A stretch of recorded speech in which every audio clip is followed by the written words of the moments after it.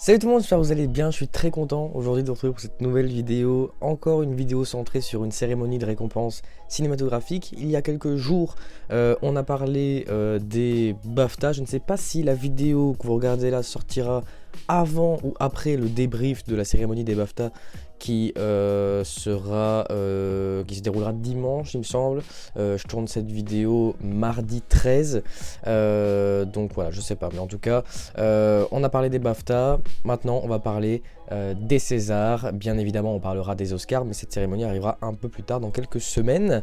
Et du coup, voilà, aujourd'hui, on va parler des Césars. Les Césars qui sont donc cette fameuse cérémonie de récompense cinématographique qui récompense le cinéma français tous les ans. J'ai pas vu tous les films, j'ai vu les principaux films nommés. J'en ai vu plus que d'habitude et franchement, j'ai été très agréablement surpris de cette sélection. C'est vrai que moi j'aime bien parler des Césars parce que j'aime bien parler du cinéma français. Je trouve que c'est un beau cinéma et il faut pas qu'on l'oublie parce que on a en ce moment tendance à privilégier le cinéma américain, le cinéma britannique, et c'est vrai que le cinéma français on le délaisse, et peut-être à tort, parce que en tout cas cette année la sélection est vraiment top. Je vais vous parler de 15 films, ce qui est beaucoup moins que les BAFTA où il y en avait 26, et on parlera après de 15 catégories, ce qui est moins aussi que les BAFTA où on en avait abordé 20. Oh non, d'abord il y a la liste des nommés que je vous mets ici, voilà, tout simplement. Donc c'est la liste des nommés à partir de deux catégories, enfin de deux nominations. Donc je vais donc bien sûr maintenant vous donner mon avis sur les 15 films que j'ai vus qui font partie de la sélection des Césars de cette année. Et voilà, donc c'est parti, on commence avec Oppenheimer de Christopher Nolan. Oui, il est là aussi, qui est nommé dans la catégorie meilleur film étranger, puisque c'est un film américain et britannique. J'en ai déjà parlé de Oppenheimer dans plusieurs vidéos, un point ciné et la dernière vidéo des BAFTA. Donc voilà, je vais pas m'attarder sur le sujet. La catégorie meilleur film étranger, on ne va pas en parler puisque j'ai pas vu assez de films, simplement. Donc voilà, mais bon, Oppenheimer est nommé dedans. On continue avec le film Yannick de Quentin Dupieux, qui est nommé dans deux catégories, à savoir meilleur acteur dans un second rôle pour Pio Marmaille et meilleur acteur pour Raphaël Quenard. Alors c'est un film très court de un peu plus d'une heure seulement, qui se déroule dans une salle de théâtre, et donc voilà, il y a une pièce de théâtre qui se joue entre trois acteurs, et un spectateur qui est donc joué par Raphaël Quenard est mécontent de la pièce qu'il est allé voir, et il le fait savoir en se levant et en interrompant la pièce. Et après il y a une petite histoire, voilà, entre lui, les spectateurs et les acteurs de la pièce, qui se fait avec notamment le personnage de Raphaël Quenard qui les prend en otage. Bref, c'est un film complètement déjanté, comme Quentin Dupieux aime en faire, et j'ai vraiment bien aimé.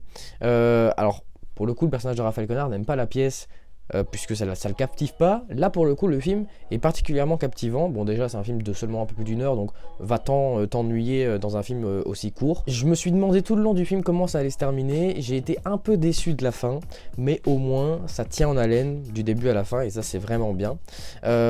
Pour le coup, les acteurs méritent amplement leur nomination. Pio Marmaille est exceptionnel, et Raphaël Quenard, comme d'habitude, est très bon aussi.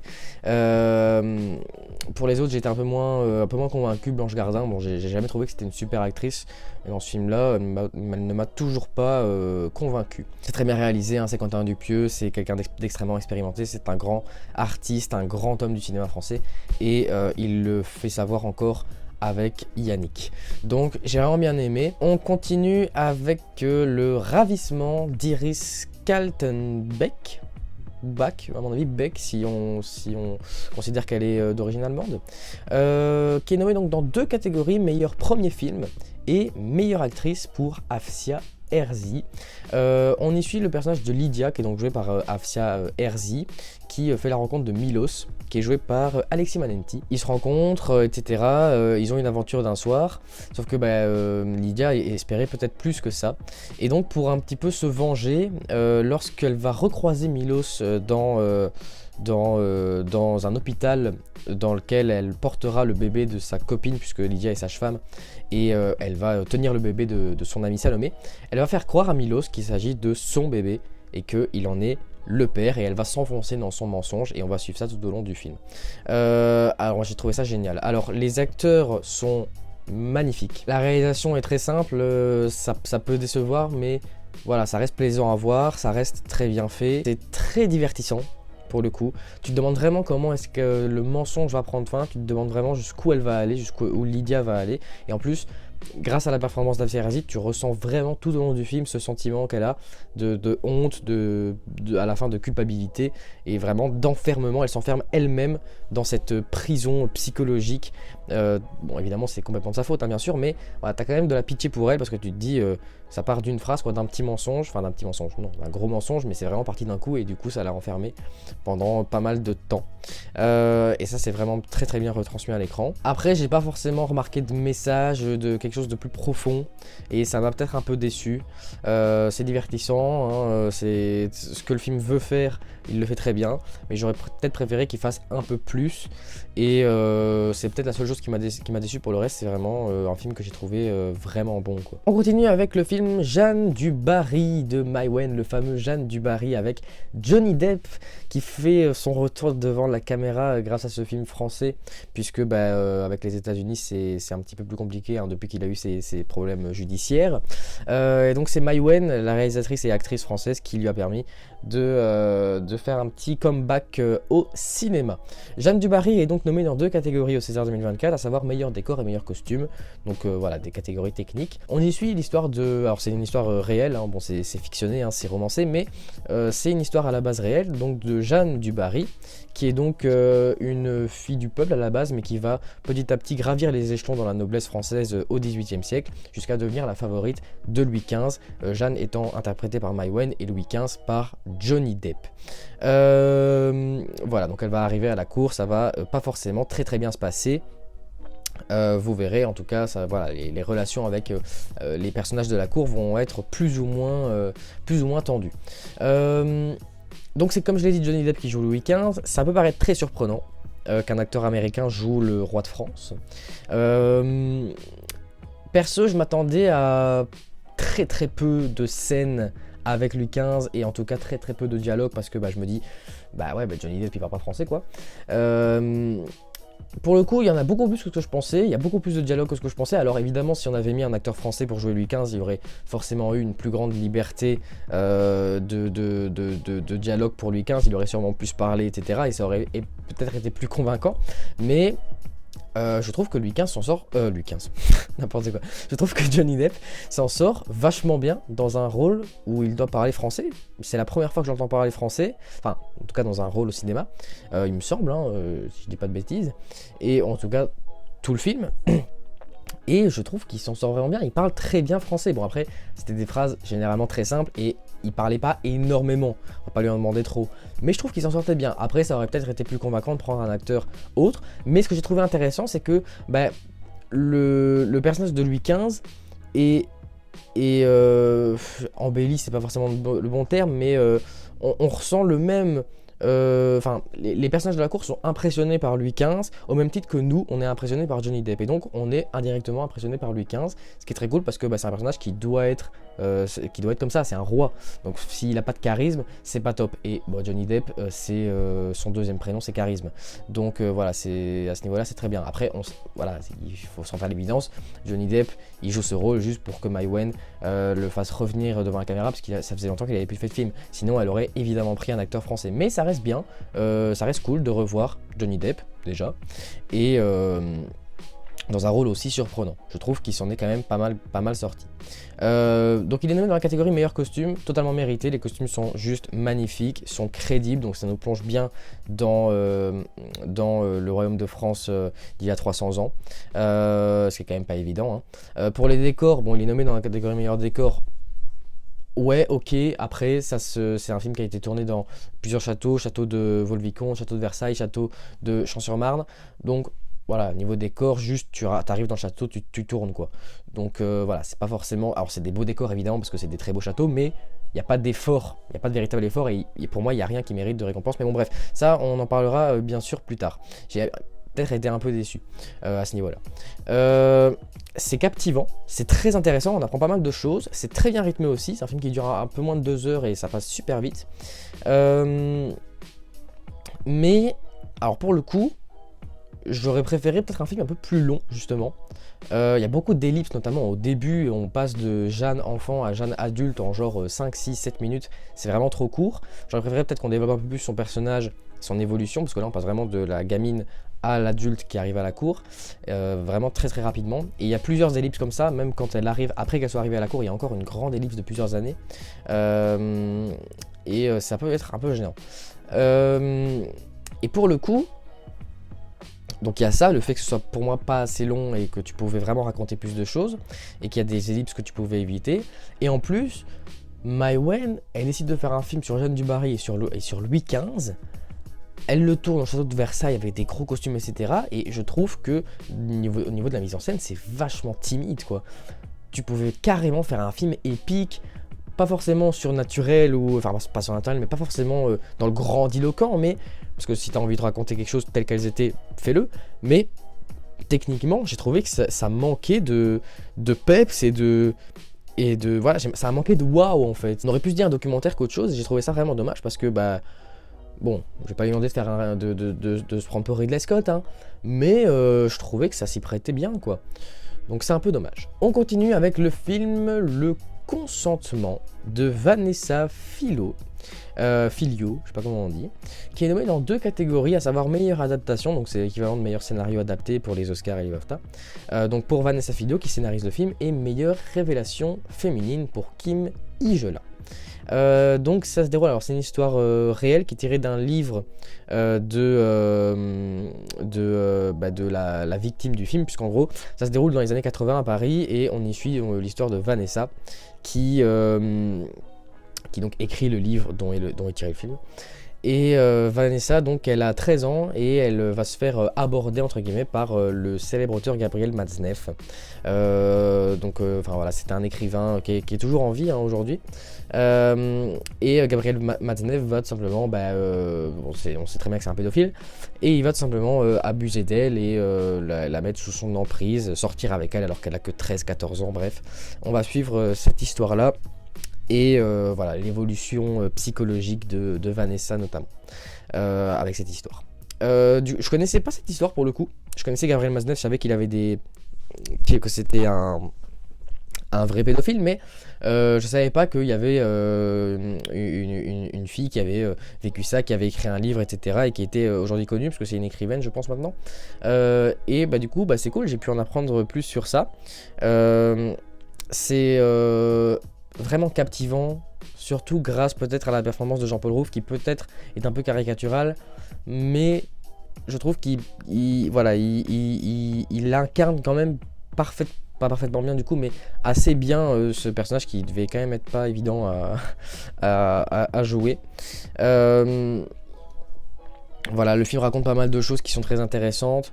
On nous retransmet parfaitement à l'écran cette emprise psychologique et cette descente aux enfers que vit Vanessa à cause de ce dangereux monsieur prédateur, tout ce qu'on veut. C'est assez bien mis en scène, pour le coup, c'est subtilement mis en scène, ça met bien en valeur cette dangerosité de l'écrivain, et c'est son état psychologique assez dérangeant. La fin est assez émouvante aussi, j'ai failli verser ma petite larme.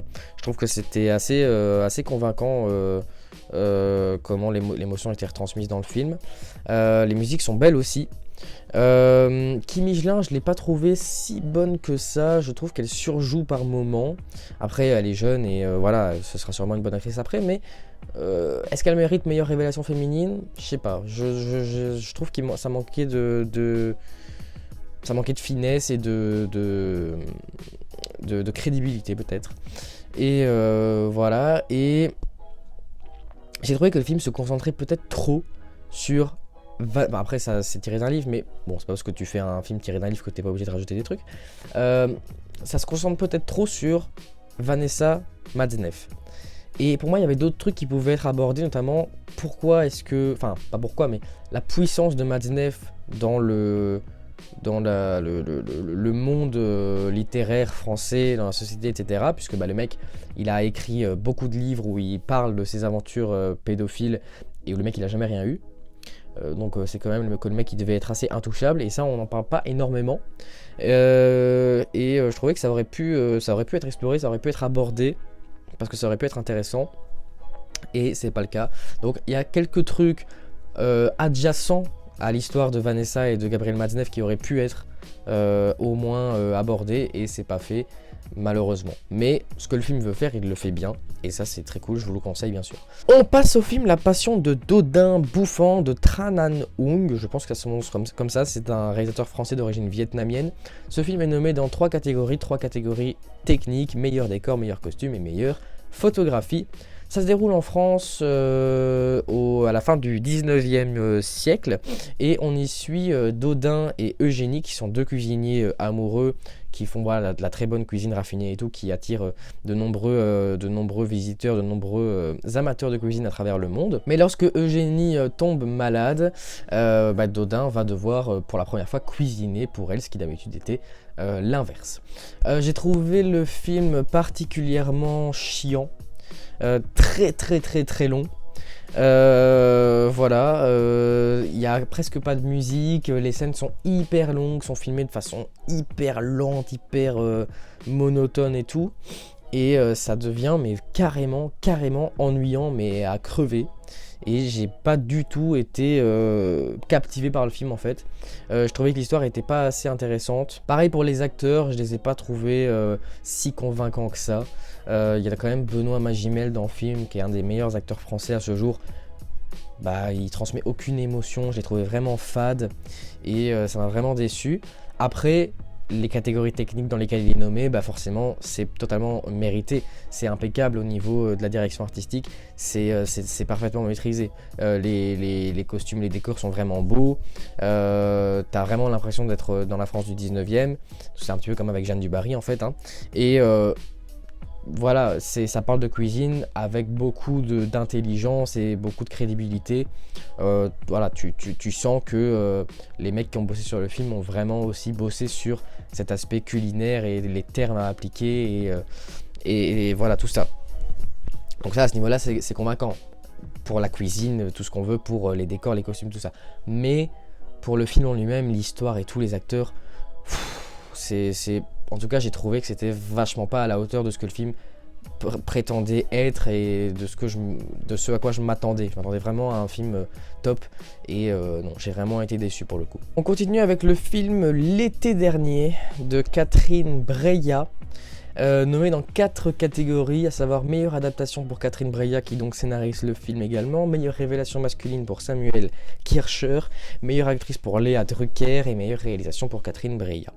Alors ça se déroule en Île-de-France pendant un été où voilà, on va suivre Anne qui est une avocate qui est jouée par Léa Drucker qui habite voilà, près de Paris avec son mari qui s'appelle Pierre et leurs 2 filles.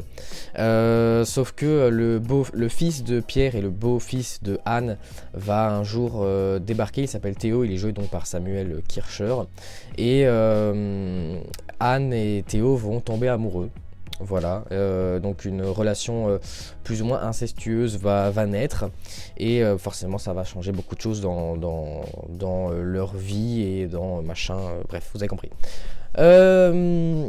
C'est particulièrement cringe, pour utiliser des termes pas très académiques. Cette relation est tellement étrange et tellement moralement bof, moralement limitée, que tu t'attaches pas non seulement à cette relation, mais donc à ces 2 personnages. Techniquement, ça aurait pu rattraper les meubles, mais pas du tout. C'est d'une sobriété assommante, vraiment. C'est terriblement ennuyant. C'est comme pour Dodin Bouffant. Et des fois j'avais envie de moi-même de rentrer dans l'écran pour prendre la caméra et pour la bouger, parce que putain ça bouge pas quoi. Ça, je déteste les films qui bougent pas. Et voilà, et il y a des scènes aussi qui sont très longues sans intérêt, comme les scènes de sexe. Et voilà, après les acteurs sont très bons, c'est peut-être le seul truc que j'ai pu trouver de bon film, sinon j'ai vraiment pas du tout aimé. J'ai trouvé ça bizarre, j'ai trouvé ça dérangeant. Et scénaristiquement, j'aime pas utiliser ce terme, pas si bon que ça. Donc ouais, bon, on passe à autre chose. On passe à L'amour et les forêts de Valérie Donzelli, nommé également dans 4 catégories, à savoir meilleure musique originale pour Gabriel Yared, meilleure adaptation pour Valérie Donzelli et Audrey Diwan, c'est la réalisatrice de l'événement, Audrey Diwan, César 2021. Meilleure actrice pour Virginie Efira et meilleur acteur pour Melville Poupeau. On y suit l'histoire de Blanche, qui est jouée par Virginie Efira, qui va rencontrer Greg, joué par Melville Poupeau.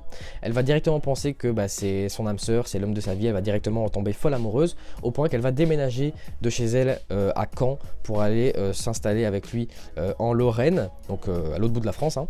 Et donc voilà, sauf qu'elle va assez rapidement se rendre compte qu'elle est tombée dans les mains d'un homme extrêmement toxique, extrêmement dangereux. Pour moi, il y a un truc qui est assez dommage avec ce film, c'est que forcément l'aspect le plus important, vraiment la force du film, c'est les relations, notamment forcément celle entre Greg et Blanche, et après encore celle entre David et Blanche, et elles sont tellement pas développées, enfin elles sont développées mais pas assez, et ça c'est à cause du fait qu'on s'attarde peut-être un peu trop à développer des choses pas forcément intéressantes dans le film, des aspects de la vie de Blanche notamment, qui sont pas forcément intéressants, et du coup le film perd du temps perd son temps à ça, au lieu de peut-être développer ce qui fait vraiment la force du film. J'ai trouvé ça dommage. Maintenant, c'est quand même un super film, je trouve. Ça retransmet bien à l'écran la toxicité, la dangerosité que certaines personnes peuvent avoir, et ça peut sensibiliser les futures victimes ou les futurs coupables à ne pas le devenir justement. Ça parle des violences conjugales de façon assez poignante et assez pas marquante mais assez importante, quoi, comme pour les messages précédents. En plus, les acteurs sont géniaux. Virginie Efira et Melville Poupeau méritent amplement leur nomination. La réalisation est très bonne, très soignée, c'est très beau visuellement, il y a des plans qui sont vachement intéressants à regarder. Et non, franchement, c'est un super film et je vous le conseille bien évidemment. On continue avec les Trois Mousquetaires. Alors les Trois Mousquetaires sont nommés ensemble à chaque fois, puisque c'est un film en 2 parties, hein, les 2 parties sont sorties à seulement quelques mois d'intervalle, et voilà, on peut très bien les réunir en un seul film. Donc ils sont nommés dans 6 catégories à chaque fois ensemble. Donc les Trois Mousquetaires d'Artagnan et Milady de Martin Bourboulon, les deux. Donc ils sont nommés dans les catégories meilleurs effets visuels, meilleur décor, meilleur costume, meilleure photographie, meilleur son, meilleure musique originale, pour Guillaume Roussel, et c'est tout. J'en ai déjà parlé des Trois Mousquetaires dans les points ciné, donc je vais pas m'y attarder. On passe du coup à Chien de la casse de Jean-Baptiste Durand, nommé dans 7 catégories, à savoir meilleur premier film, meilleure musique originale pour Delphine Malocena, meilleur scénario original pour Jean-Baptiste Durand, meilleure révélation masculine pour Raphaël Quenard, qui est donc nommé dans 2 catégories différentes, meilleure actrice dans un second rôle pour Galatea Belougui, meilleur acteur dans un second rôle pour Anthony Bajon, et meilleur film. Ça se déroule dans le sud de la France de nos jours, et on y suit 2 amis d'enfance qui s'appellent Dog et Miralles, joués par Anthony Bajon et Raphaël Quenard. Voilà, ils vivent dans un petit village du sud de la France, comme je l'ai dit, et voilà, donc c'est une relation assez conflictuelle entre deux, avec notamment Miralles, donc qui est joué par Raphaël Quenard, qui va passer la plupart de son temps à taquiner Dog, souvent en allant vraiment loin. Un jour débarque Elsa, qui est jouée donc par Galatea Belougui, dans le village. Dog va en tomber amoureux, une relation va naître, et donc voilà, on va suivre l'évolution de ce triangle, on va dire, entre Miralles, Dog et Elsa. J'ai pas trouvé Galatea Belougui très bonne, elle est nommée quand même dans la catégorie meilleure actrice dans un second rôle. Je trouve que c'est pas du tout mérité, personnellement en tout cas. C'est vraiment la seule actrice que j'ai trouvée mauvaise. Pour les 2 autres, Raphaël Quenard, bon c'est Raphaël Quenard, et Anthony Bajon, j'aime bien cet acteur aussi. Raphaël Quenard joue un personnage qui lui va très bien, et sa performance le rend encore plus détestable que ce qu'il est déjà scénaristiquement, son personnage en tout cas. Et ça c'est vachement bien. C'est très bien réalisé. Là pour le coup c'est le genre de film que j'aime bien, avec une caméra qui bouge assez régulièrement, et ça donne des trucs vraiment intéressants et vraiment plaisants à regarder. En plus c'est une région qui est super belle à filmer, je trouve, le sud de la France.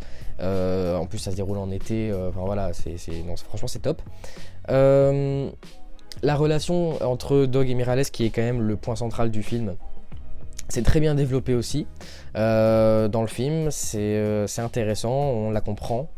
Et elle peut même être touchante, en tout cas à la fin elle l'est. En parlant de la fin, donc la fin bénéficie d'un rythme assez soutenu, tout comme le début du film. Je trouve qu'il y a un creux au milieu qui est assez dérangeant, malgré que le film soit pas très très long. Et voilà, c'est peut-être le seul gros défaut du film. Pour le reste, franchement non, j'ai trouvé le film vraiment bon et je vous le conseille, j'ai été très agréablement surpris. On continue avec le procès Goldman de Cédric Kahn, qui est nommé dans 8 nominations, 8 catégories, putain, c'est une dinguerie de parler aussi mal.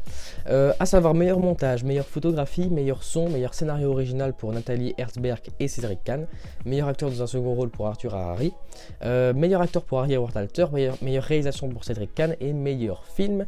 Ce film est donc tiré d'une histoire vraie, hein. C'est le deuxième procès de Pierre Goldman, qui était un militant d'extrême gauche en France dans les années 70, 70 si vous voulez.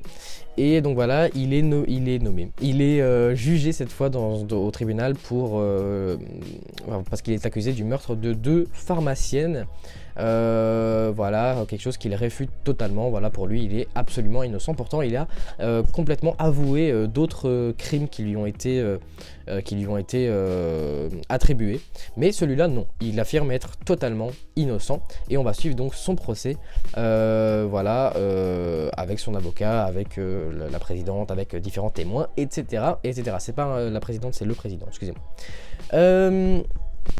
C'est hyper intéressant. Alors je connaissais de nom Pierre Goldman, je savais pas vraiment ce qu'il avait fait parce que ça m'intéressait pas forcément, mais le film transmet très bien cet intérêt pour cette histoire qui est quand même assez simple au final, hein. C'est un fait divers parmi tant d'autres, mais enfin non, c'est pas un fait divers parmi tant d'autres, parce que on ressent dans le tribunal, via cette histoire de Pierre Goldman qui est un militant d'extrême gauche et qui est juif, on ressent les tensions politique au sein de la société française à cette époque, et c'est très intéressant parce que forcément tu as ceux qui défendent au tribunal, tu as ceux qui défendent Pierre Goldman qui sont généralement des gens de gauche, et tu as ceux qui ne défendent pas Pierre Goldman, qui l'accusent, qui eux sont généralement des gens de droite, et ils sont prêts à se battre dans le tribunal, et c'est très intéressant parce que ça nous plonge véritablement dans ces tensions politiques qui existaient déjà à cette époque en France, qui étaient vraiment très très importantes, et c'est peut-être un thème qui peut être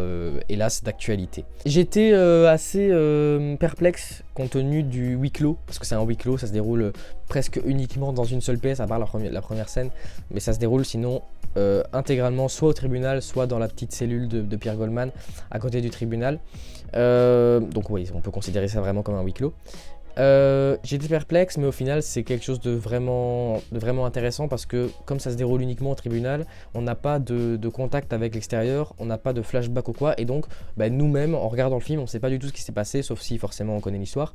Et du coup on est vraiment dans un véritable suspense et on attend comme tous les autres le verdict, et c'est très intéressant parce que ça en devient extrêmement divertissant. Les acteurs sont géniaux, mais vraiment tous. Ils incarnent des personnages très intéressants à découvrir. D'ailleurs j'ai découvert que Pierre Goldman était le demi-frère de Jean-Jacques Goldman. D'ailleurs il y a Jean-Jacques Goldman dans le film, il parle pas mais il est en figurant on va dire. Voilà, donc c'est ça pour le coup je savais pas, et ça m'a vraiment surpris. Je savais pas qu'il y avait une corrélation, enfin un lien de famille, un lien de parenté entre Pierre Goldman et Jean-Jacques Goldman. Et bien si, c'était son demi-frère. C'est très bien réalisé aussi, c'est un format 1.33, donc 4 tiers dit vulgairement, qui est magnifique, qui est très bien fait. Ça filme essentiellement, non pas essentiellement, ça filme intégralement même des plans en intérieur, et je trouve que le 1.33 est très adéquat pour ça forcément, puisque quand tu vas filmer des plans extérieurs, des paysages, des machins, tu vas plus avoir tendance à utiliser un cadre plus large, et là un 1.33 pour filmer un tribunal, je trouve que c'est parfait, et on a des plans qui sont vraiment beaux à voir, qui sont plaisants, et même les couleurs sont très belles. Bref, c'est un film qui est beau visuellement, qui est beau à regarder. Les acteurs sont géniaux, l'histoire est très intéressante, c'est très bien rythmé, bref, c'est un film que j'ai trouvé parfait. J'ai vraiment adoré, c'est un de mes films préférés de cette année. D'ailleurs dans quelques semaines on parlera de mes films préférés de 2023. Je vous parlerai de tous les films que j'ai vus en 2023. Bon bien sûr je parlerai des pires de façon plus détaillée, puis le milieu j'en parlerai très brièvement, et les 10 meilleurs forcément de façon plus détaillée. On passe à un autre film qui fait partie de mes meilleurs films de 2023, enfin mes films préférés de 2023, c'est le film Je verrai toujours vos visages de Jeanne Herry, nommé, si je dis pas de bêtises, dans 9 nominations, dans 9 catégories, bordel, à savoir meilleur montage, meilleur son, meilleur scénario original pour Jeanne Herry, meilleure actrice de second rôle pour Leila Bekti, pour Elodie Boucher, pour Adèle Exarchopoulos et pour Miu Miu, meilleure réalisation pour Jeanne Herry et meilleur film. On y suit l'histoire de différentes victimes de crimes et de différents coupables de crimes grâce à ce qu'on appelle la justice restaurative qui existe en France depuis 2014. C'est en gros quelque chose qui permet à des coupables et à des victimes de discuter. Alors c'est pas le coupable et la victime du même délit, mais voilà, t'as des coupables de certains délits, tu as des victimes de d'autres délits et ils peuvent discuter et pour comprendre un petit peu et pour se comprendre mutuellement et peut-être essayer d'évoluer ensemble, et c'est hyper intéressant. Et donc on suit, c'est fait par des bénévoles, donc il y a Judith, Fanny et Michel dans le film. Les coupables sont Nassim, Issa et Thomas, et les victimes sont Grégoire, Nawel et Sabine. Donc Grégoire est joué par Gilles Lelouch, Nawel par Léa Bekti et Sabine par Miu Miu. Et donc voilà, on suit donc les différentes discussions qu'ils vont avoir dans ces séances de justice restaurative. J'ai trouvé ça mais d'une émotion et d'une beauté et d'une perfection. Le film est juste topissime. Les acteurs sont magnifiques. Tu m'étonnes qu'il y a autant de nominations pour les acteurs, dont 4 dans la même catégorie, 4 sur 5 quand même. Voilà, c'est vrai que les femmes sont particulièrement exceptionnelles dans ce film, mais pas que elles. Hein. Bon, c'est vrai que voilà, Leila Bekti, Elodie Boucher, Adèle Exarchopoulos sont géniales, mais il y a aussi Gilles Lelouch, aussi, dont on n'a pas beaucoup parlé, qui est, je trouve, parfait. Il y a aussi Raphaël Quenard à la fin, qui joue une petite scène qui est mais magnifique, et c'est vrai qu'après l'avoir vu dans Yannick et dans Chien de la Casse, on n'a pas l'habitude de le voir dans un rôle peut-être un peu plus renfermé, un peu plus comme il est dans le film là. Et c'est vraiment très intéressant de le voir sous une autre facette. C'est encore une fois très profond comme film, l'histoire est vachement poignante. L'évolution de la relation entre les victimes et les coupables est tellement touchante, mais c'est abusé. Alors quand on parle de coupables, on parle pas de coupables de meurtre ou d'attentat, hein. C'est des délits entre guillemets mineurs, entre guillemets, ils font de la prison quand même, mais voilà, c'est pas pour des meurtres, hein. Ça je précise quand même, on va pas déconner. Ça humanise les détenus. Voilà, ça nous plonge dans l'idée que des fois ils ont pas forcément le choix et qu'ils étaient peut-être des fois là au mauvais endroit au mauvais moment, ils étaient peut-être influencés par quelque chose de mauvais. Ça les victimise pas, hein. Bien sûr, ils sont coupables, point barre, et on le rappelle très souvent dans le film, mais ça les humanise et c'est déjà très admirable, je trouve. Puis on voit aussi que forcément il y a 2/3 des coupables qui sont issus de minorités ethniques, donc il y a Nassim et Issa.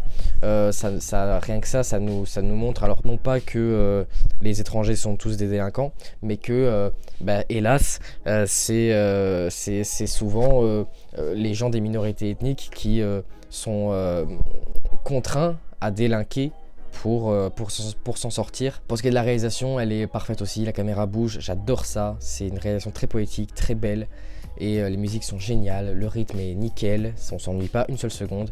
Bref, c'est un film génial que je conseille à tout le monde, qui mérite amplement toutes ces nominations. 9 c'est quand même pas mal, même si il en méritait peut-être un peu plus. On passe au film Anatomie d'une chute de Justine Triet, dont j'ai déjà parlé pour les BAFTA et dont on reparlera bien sûr pour les Oscars. Et oui, c'est vraiment le film français de l'année. On est donc dans le deuxième film le plus nommé des Césars, parce que oui, il y a un film nommé plus nommé encore qu'Anatomie d'une chute cette année au César.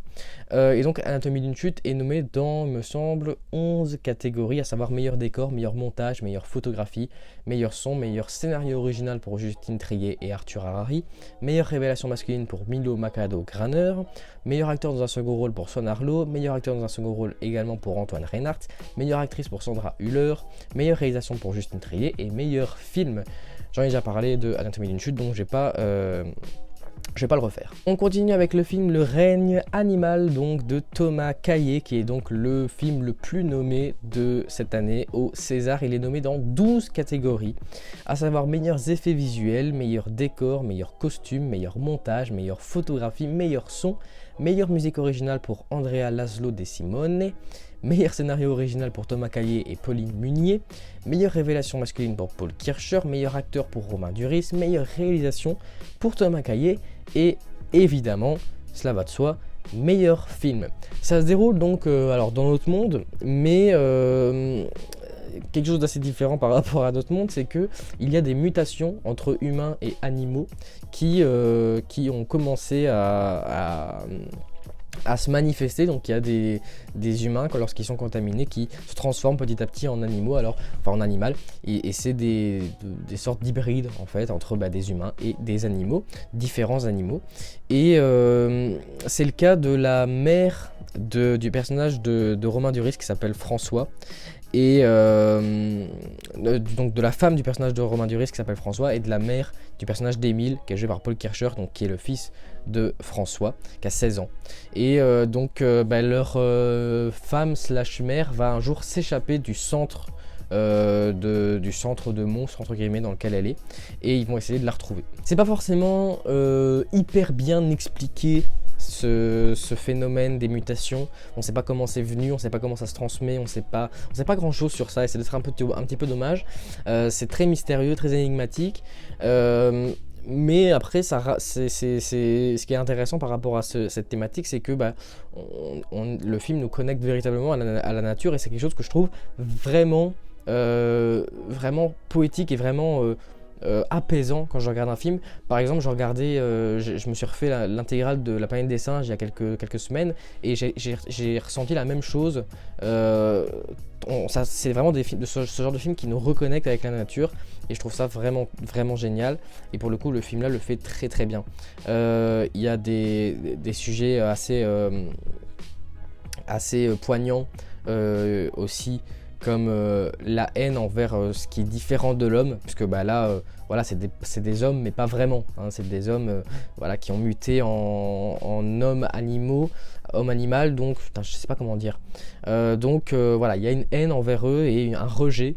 Voilà, un rejet, ce sont les nouveaux rejets de la société, et peut-être faire un parallèle entre eux dans le film et certaines communautés dans notre réalité à nous. Pour ce qui est des effets visuels, forcément il y en a, je les ai trouvés assez bons. Pour un film français, c'est quand même assez surprenant. Donc non, ça m'a convaincu. Les musiques sont très belles aussi. Je m'attendais à des performances d'acteurs beaucoup meilleures. J'adore Romain Duris, c'est un de mes acteurs français préférés, et là pour le coup non, carrément pas. Il surjoue, ou alors il est ou alors il sous-joue. Non, ça m'a vraiment déçu.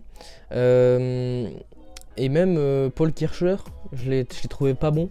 Je sais pas ce qu'il fout au César. Avec tout mon respect, hein, peut-être que c'est un très bon acteur de base, mais en tout cas dans ce film là je l'ai pas trouvé bon du tout.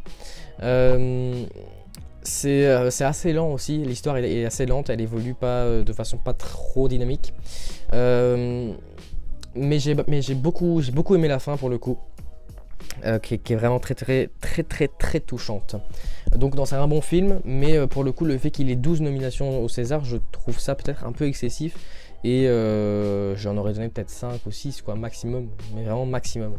Bref, on a donc terminé de passer en revue ces 15 films.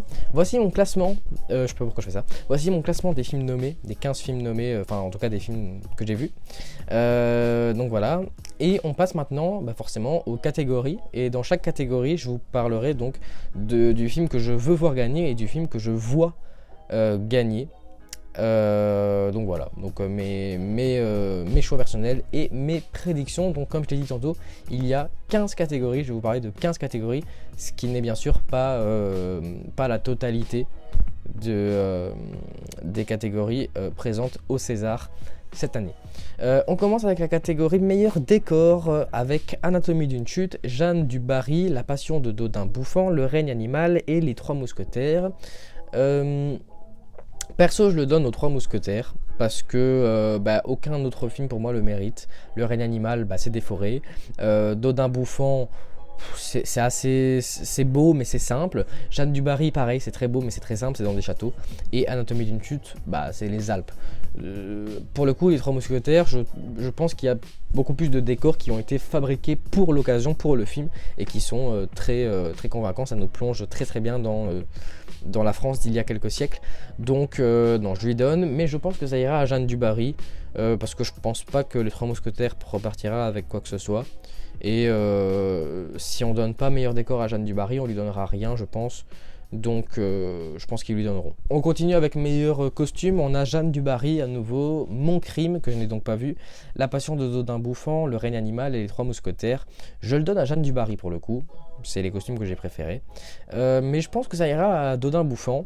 Pour les mêmes raisons que pour Jeanne du Barry. C'est parce que si tu le donnes pas à Dodin bouffant, tu lui donneras pas grand chose. Ensuite, meilleur montage, on a Anatomie d'une chute, Je verrai toujours vos visages, Little Girl Blue, que je n'ai pas vu, Le procès Goldman et Le règne animal. Je le donne à Anatomie d'une chute, qui m'a vachement intrigué, et ça m'a diverti, et ça m'a...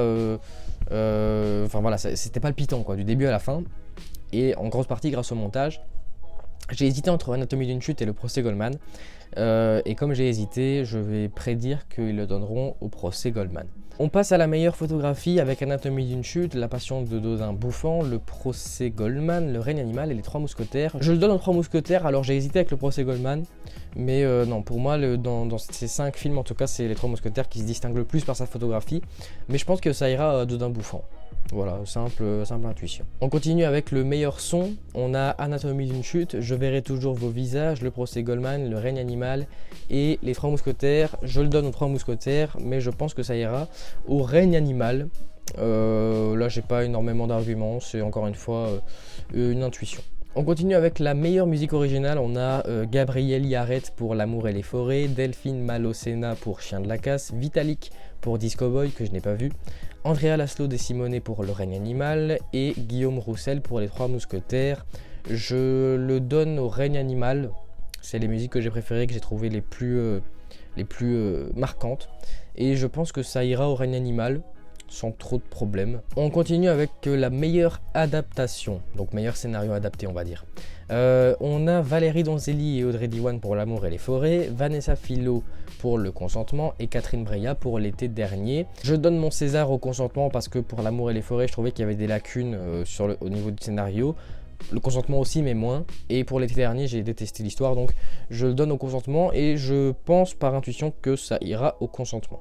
Ensuite, meilleur scénario original, on a Justine Triet et Arthur Harari pour Anatomie d'une chute, Jean-Baptiste Durand pour Chien de la casse, Jeanne Herry pour Je verrai toujours vos visages, Nathalie Herzberg et Cédric Kahn pour Le procès Goldman et Thomas Caillet et Pauline Munier pour Le règne animal. Je le donne à Je verrai toujours vos visages parce que c'est l'histoire qui m'a le plus touché, qui m'a le plus intrigué, qui m'a le plus intéressé, mais je pense que ça ira à Anatomie d'une chute parce que c'est le film français de l'année et si tu lui donnes pas le meilleur scénario, c'est quand même assez bizarre. On passe à la révélation masculine avec Julien Frison pour Le théorème de Marguerite, que je n'ai pas vu, Paul Kircher pour Le règne animal, Samuel Kircher pour L'été dernier, Milo Macadogranor pour Anatomie d'une chute et Raphaël Quenard pour Chien de la casse. Je le donne sans problème à Milo Macadogranor pour Anatomie d'une chute, que j'ai trouvé mais parfait. Si vous avez vu ma vidéo sur les BAFTA, je vous l'ai dit, hein, le mec est génial. J'ai trouvé sa performance incroyable. Je pense que ça ira à Raphaël Quenard. Parce que c'est l'acteur du moment, c'est l'étoile montante du cinéma français, donc je pense qu'ils le récompenseront. Et d'ailleurs, je pense qu'ils le récompenseront pas qu'une fois, mais on en reparlera plus tard. On continue avec meilleur acteur dans un second rôle pour Swan Arlo, dans Anatomie d'une chute, Anthony Bajon pour Chien de la casse, Arthur Harari pour Le procès Goldman, Pio Marmaille pour Yannick et Antoine Reinhardt pour Anatomie d'une chute. Si vous avez vu ma vidéo sur les BAFTA, vous savez quel acteur je vais récompenser personnellement. C'est bien sûr Antoine Reinhardt, que j'ai adoré. Et je pense que si on a un objectif de seconde, c'est lui qui repartira avec la statuette. Ensuite, on a la meilleure actrice dans un second rôle. On a Leila Bekti, Elodie Boucher, Adèle Exarchopoulos et Miu Miu pour Je verrai toujours vos visages et Galatea Belloughi pour Chien de la casse. Je le donne à Leila Bekti pour Je verrai toujours vos visages. J'ai adoré sa performance. Elle retransmet vraiment bien sa haine à la base pour les coupables de les coupables de crimes qu'elle a vécu elle-même en tant que victime. Mais en même temps, ce personnage évolue très correctement, donc non, j'ai adoré sa performance. Et j'ose espérer que ça ira à Leila Bekti.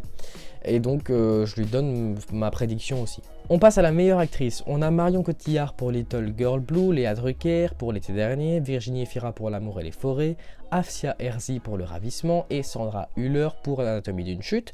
Perso, je le donne à Virginie Efira, que j'adore, je suis un fan d'elle. Et je la trouve parfaite dans L'amour et les forêts. Mais je pense que ça ira à Sandra Hüller parce que voilà, c'est Anatomie d'une chute, c'est le film français de l'année. Voilà, je pense qu'ils lui donneront. En tout cas, ce sera, à mon avis, soit de Virginie Efira, soit de Sandra Hüller. Ensuite, on passe à la catégorie meilleur acteur. On a Romain Duris pour Le règne animal, Benjamin Laverne pour L'Abbé Pierre, que je n'ai pas vu, Melville Poupeau pour L'amour et les forêts, Raphaël Quenard pour Yannick et Harry Wortalter pour Le procès Goldman, à qui je donne ma récompense.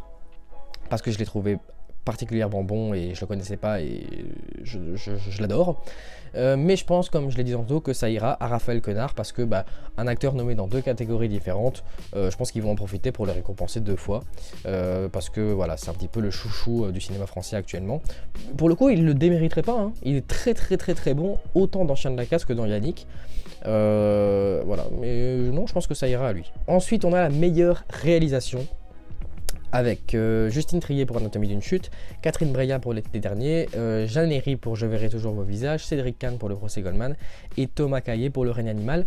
Je le donne à Cédric Kahn pour Le procès Goldman. J'ai vraiment hésité pendant longtemps entre Cédric Kahn et Jeanne Herry, donc entre Le procès Goldman et Je verrai toujours vos visages. J'ai adoré les 2 réalisations, mais le 1,33 dans un tribunal en huis clos de Cédric Kahn m'a vraiment fait basculer. Mais je pense que ça ira à Anatomie d'une chute, pour les mêmes raisons que je cite depuis tout à l'heure. Et pour terminer la catégorie meilleur film, on a Anatomie d'une chute, Chien de la Casse, Je verrai toujours vos visages, Le procès Goldman et Le règne animal. Ça va aller très vite, hein. Le film que j'ai préféré et donc auquel je donne mon César, c'est Je verrai toujours vos visages, mais il est évident que ça ira à Anatomie d'une chute. Voici le récap de mon palmarès souhaité.